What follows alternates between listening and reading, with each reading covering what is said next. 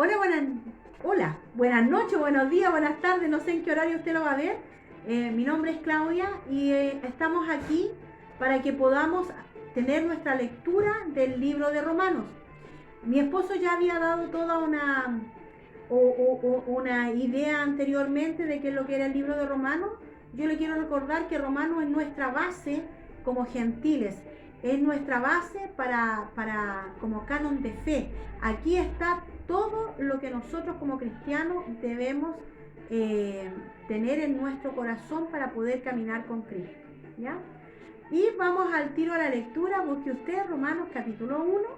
En el verso 1 está la salutación, ¿ya?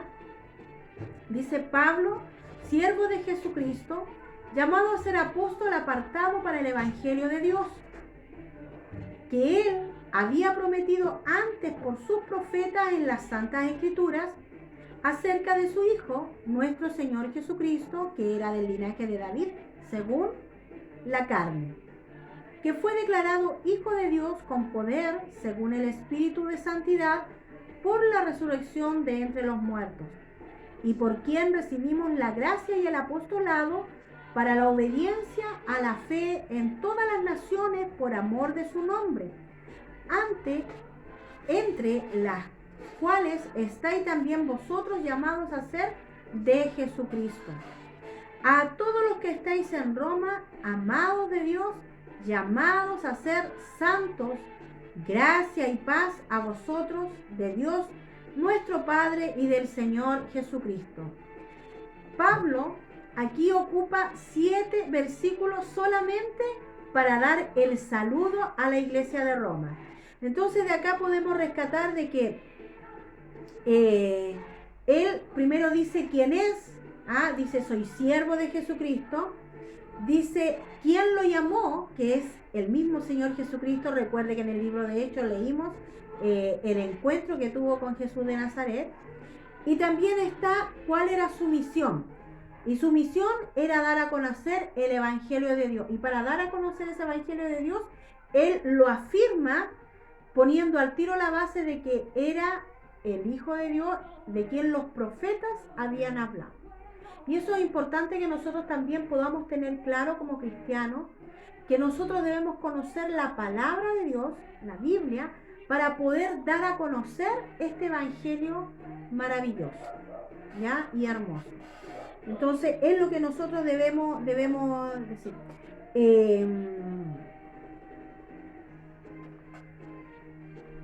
Dice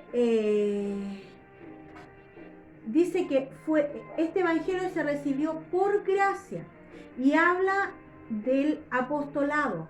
Apostolado nosotros solamente lo vemos como lo que significa en sí, y apóstol significa enviado. Más allá de decir que en estos tiempos hay o no hay apóstoles y enfrascarnos en ese tipo de conversación, nosotros debemos entender que apóstol es simplemente un enviado. Y si usted lo toma así, todos nosotros hemos sido enviados, ¿ya? Esa es una palabra que ya venía, que ya se utilizaba, no fue una palabra nueva, sino que fue una palabra que para esa temporada todos conocían muy bien el significado y a dónde quería apuntar, ¿ya? 7 versículos ocupó Pablo para saludar a la iglesia de Roma, y una de las cosas que a mí me llamó mucho la atención, me llama la atención, es que dice: a todos los que estáis en Roma, amados de Dios. O sea, siempre hay una afirmación de que los que creen en Jesucristo, los que están en este camino de santidad, porque el Espíritu de Dios vive en cada uno y los va perfeccionando en la santidad, son amados de Dios, son amados de Dios, son llamados a ser santos, a practicar la santidad, y les desea gracia y paz de nuestro Señor Jesucristo. Y nosotros también como cristianos, siempre cuando nos saludamos, nos bendecimos en el nombre de Jesús, porque eso es importante. Lo que nosotros declaramos sobre quien nos rodea, la otra persona, es importante. Y lo más importante es que es en el nombre de Jesús, que proviene del Padre. No es algo que demos nosotros solamente, o no es una frase cliché, sino que es realmente algo que es propio de las personas cristianas. Usted se va a dar cuenta que en todas las cartas hay una salutación, gracia y paz se le desea siempre, y también al finalizar se refuerza esa misma bendición, esa misma paz. Y dice acá, en el verso 8, tiene un subtítulo acá, que dice, deseo de Pablo de visitar a Roma. Dice, primeramente doy gracias a mi Dios, mediante Jesucristo, con respecto a todos vosotros, de que vuestra fe se divulga por todo el mundo. Mire qué importante, ellos hablaban, ellos iban contándole a todos, al igual como lo hizo la samaritana en su pueblo, de contar todo acerca de Jesús. Acá en Roma también había una iglesia que estaba dando testimonio de Jesucristo, y eso es lo que hoy en día nosotros debemos hacer, dar testimonio, divulgar la verdad de Jesucristo. Verso 9, porque testigo me es Dios, a quien sirvo en mi espíritu en el evangelio de su Hijo, de que sin cesar hago mención de vosotros siempre en mis oraciones. Importante, orar por todos los santos, rogando de que de alguna manera tenga al fin, por la voluntad de Dios, un próspero viaje para ir a vosotros. Aquí lo manifiesta, quería visitarlos, quería ir a verlos, porque deseo veros para comunicaros algún don espiritual, a fin de que seáis confirmados. Esto es para ser mutuamente confortados por la fe que nos es común a vosotros y a mí. Y aquí me quiero detener porque dice que él quería comunicarle algún don espiritual. Bueno, entiéndase por don espiritual que es una palabra de parte de Dios, y además podía haber sido dejar encargado a una persona, algo que era de parte del Señor, algo que era de parte del Señor, un don espiritual para que seáis confirmados. Y esto es para que mutuamente seamos confortados por la fe. ¿Se ha fijado que cuando nosotros hablamos entre dos o más personas y hablamos de la palabra, nuestra fe se reafirma, nuestro corazón se alegra, y también vamos creciendo espiritualmente? Entonces, el hecho de conversar de la palabra de Dios nos va edificando, y eso era lo que quería Pablo. Dice, confortados por la fe que nos es común a vosotros y a mí. Y esto es recíproco, tanto la persona que a lo mejor tiene una autoridad espiritual, como el que va recibiendo, siempre tienen una retroalimentación. Nunca el que está por delante sabe más que todos, no, por el contrario, siempre hay algo que va aprendiendo de todo. Eso es lo bonito de edificarnos unos con otros. Pero no quiero, hermanos, que ignoréis que muchas veces me he propuesto ir a vosotros, pero hasta ahora he sido estorbado. ¿Ya? Y cuando habla ahí de estorbo, bueno, se cree de que Pablo estaba en Corinto cuando estaba escribiendo esta carta, y muchas veces quiso ir para allá, pero recuerde que Pablo había tenido una conversión. Antes las comunicaciones no eran tan rápidas como en el día de hoy a través de las redes sociales, por lo tanto el testimonio de Pablo todavía pesaba, de que había sido un perseguidor de los cristianos. Entonces, no sé, quizás a lo mejor eso era una de las cosas que a lo mejor le impedía en sí el poder estar allí en Roma. Pero dice, he sido estorbado para tener también entre vosotros algún fruto como los demás gentiles. Y por fruto, bueno, en el libro de los Hechos habló que en algún momento iba a ir a un viaje, y el fruto se refería también a ayuda financiera que en algunos casos les daban algunos hermanos, ¿ya? Pero también podemos aplicarlo al fruto del crecimiento que ellos estuvieran teniendo. Aquí dice algún fruto, como de los demás gentiles. No todos, pero sí muchos le habían ayudado financieramente a él. A griegos y a no griegos, a sabios y a no sabios, soy deudor, así que en cuanto a mí, pronto estoy a anunciaros el Evangelio, también a vosotros que estáis en Roma. Él se sentía deudor de predicar el Evangelio, de hablar de Jesucristo. ¿Por qué? Porque él había entendido y reconocido que todos sus estudios, que toda su religión no era nada en comparación a este evangelio de salvación, de amor, de fe, de misericordia que Jesucristo le había revelado. Entonces estaba en deuda por todo lo que antes había hecho y por lo que Cristo había hecho en su vida. Una revelación tan grande, por eso es que nosotros también estamos en deuda de poder declarar la grandeza, el poder y el amor de Dios para salvarnos, para salvarnos. Y ahí termina la parte del deseo que expone Pablo de querer ir a Roma. Y aquí vienen unos versículos de mayor poder que podemos tener nosotros. Dice, el poder del Evangelio, el verso 16. Porque no me avergüenzo del Evangelio, porque es poder de Dios para salvación a todo aquel que cree, al judío primeramente y también al griego.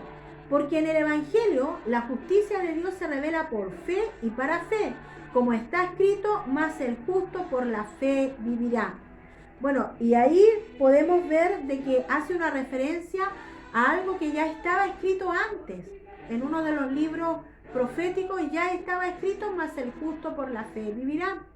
Y dice, no me avergüenzo del Evangelio. Qué importante, hermano, es que hoy en día no nos avergoncemos de esta fe maravillosa que tenemos. En medio de estos tiempos tan difíciles, en donde decir, creo en Dios, creo en Jesucristo, lo tachan de arcaico, lo tachan de retrógrada, de pasado de moda, de valores que la gente que no cree en Cristo los quiere pasar por alto, los pisotea.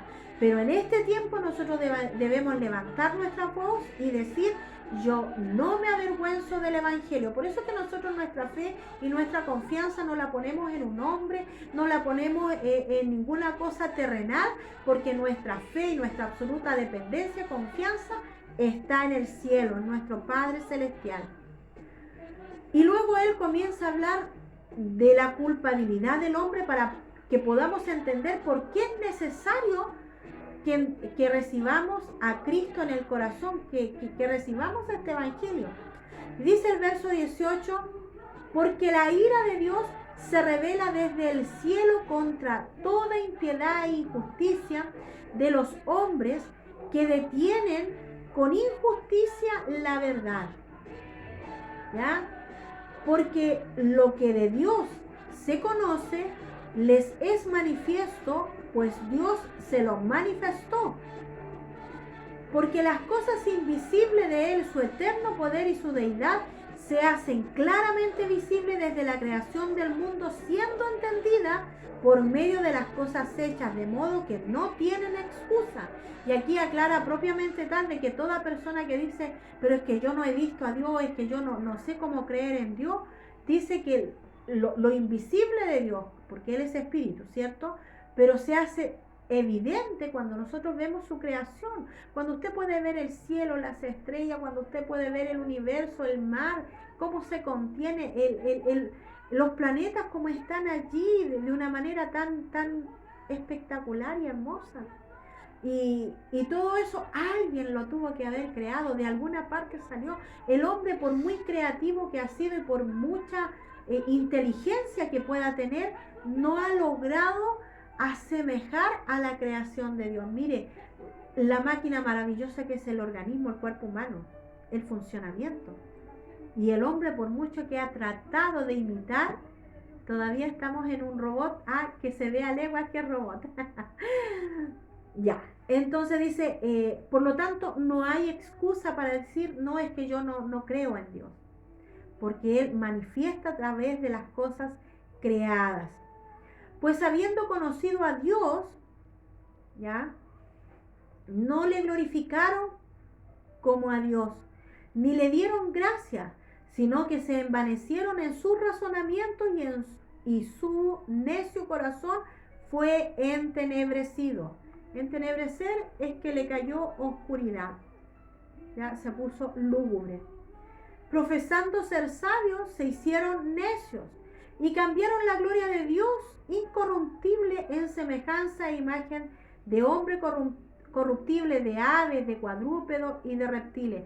Recordemos que antiguamente tanto los romanos, los egipcios y este otro pueblo romano, egipcio, los griegos, tenían una cantidad de dioses increíble, y a cada uno de esos dioses, por ejemplo, los egipcios tenían mitad de hombre con cabezas de animales, porque los creaban de acuerdo a su imaginación.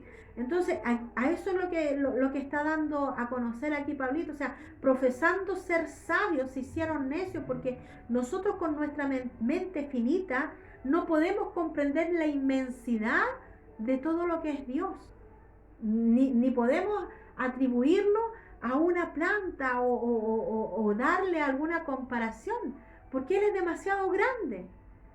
Nuestra mente es pequeña, por lo cual Dios les entregó a la inmundicia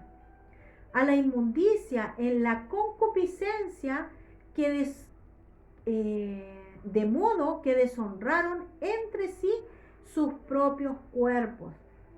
Concupiscencia son los deseos desordenados, las pasiones desordenadas que tiene el hombre. Y en este libro nosotros podemos decir que es muy, muy parecido a lo que vivimos hoy en el año 2020. Porque las concupiscencias, las pasiones de las personas está demasiado desenfrenada. Entonces dice, ya que cambiaron la verdad de Dios por la mentira, y honrando y dando culto a las criaturas antes que al Creador, el cual es bendito por los siglos. Amén. Y hoy en día también las personas siguen adorando la creación de Dios y no al Creador.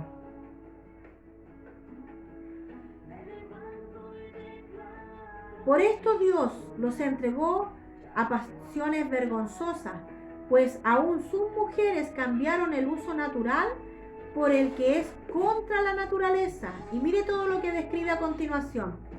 Y de igual modo también los hombres, dejando el uso natural de la mujer, se encendieron en sus lascivias, unos con otros, cometiendo hechos vergonzosos, hombres con hombres, y recibiendo en sí mismo la retribución de vida en su extravío. O sea, esto de la homosexualidad, del lesbianismo, no es solamente de ahora. Lo nuevo de ahora es que ahora la gente que se cree sabia y cool se está casando con plantas, se está casando con animales, y creen que eso es la tremenda sabiduría. O sea, están cambiando todo el uso natural que Dios creó por lo que ellos piensan que es lo normal o lo bueno. Estando atestados de toda injusticia, fornicación, perversidad, avaricia, maldad, llenos de envidia, homicidios, contiendas, engaños y malignidades, murmuradores, detractores, aborrecedores de Dios, injuriosos, soberbios, altivos, inventores de males, desobedientes a los padres, necios, desleales, sin afecto natural, implacables, sin misericordia, quienes, habiendo entendido el juicio de Dios, que los que practican tales cosas son dignos de muerte, no solo las hacen, sino que también se complacen con los que la practican. Y eso es lo que está pasando hoy en día. Hoy no solamente se complacen en practicar y en querer hacer leyes que van contra la naturaleza propiamente tal, por lógica van contra Dios, sino que además se gozan en que otros los practiquen. Y esa es la clase de mal que nosotros debemos hablar con mayor ahínco, con mayor pasión, que no vengan a inculcarle cosas a nuestras generaciones. Tenemos una generación que salvar, tenemos un evangelio que predicar, y ese es el llamado que hoy le hacemos. Dios le bendiga.